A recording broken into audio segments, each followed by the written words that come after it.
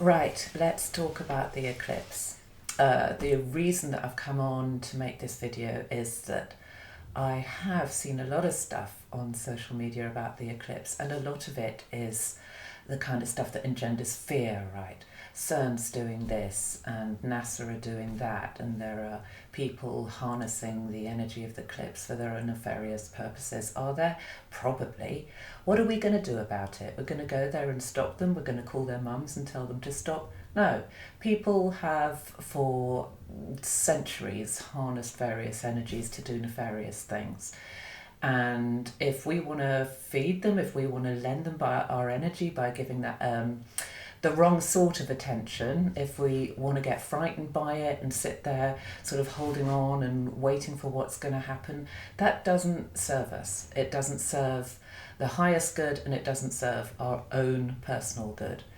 And if you haven't come across any of this fear mongering, then good, don't look for it. So what do we do? Eclipses, this solar eclipse, by all accounts is very powerful. It certainly feels very powerful. I don't know about you, but when I tune in, there's a lot of movement, something that feels a little bit like agitation. Maybe you can feel that within yourself, maybe you can feel that around you, but how do we lean into that, and how do we use that for the highest good?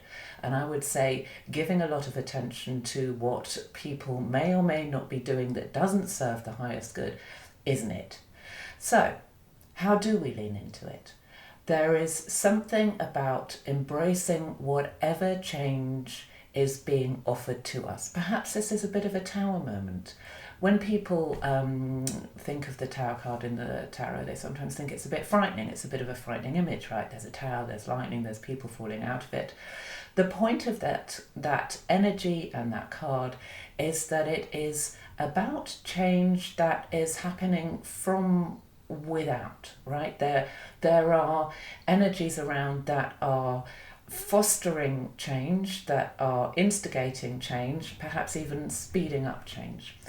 And what we can sometimes do when we're in that kind of energy is try to hang on and go, no, we don't want that to happen, which isn't helpful. So what we can do is to question, if I am feeling a bit agitated, if there is this feeling of something wanting to move, something needing attention, something that is at the right time to collapse, then what is it that is making space for, to bring in, right? This is the time for us all to stand in our own sovereign power, to really ground into our being, to ground into the earth, to ground into the lower part of our bodies, the lower dantian, if you want to call it that. You can think about the sacral chakra, the root chakra, and really feel into what opportunities are being given to me at this moment. We don't need to ignore whatever anybody else is doing by denying it, but we certainly don't need to be giving it any attention, because by giving the wrong sort of attention, we feed an energy that we might not want. So instead, we bring our energy back to us, right? What is it that is being offered to me right now, so that I can step ever further into the best version of me that there is, that version that already exists, that may be hard to access at times, that may be wanting to grow. And this is the opportunity that something like this, which is pretty seismic, let's face it, can afford us. If it's going to be seismic, how is it going to serve me? Because by focusing on that, by being that best version of ourselves, by stepping into the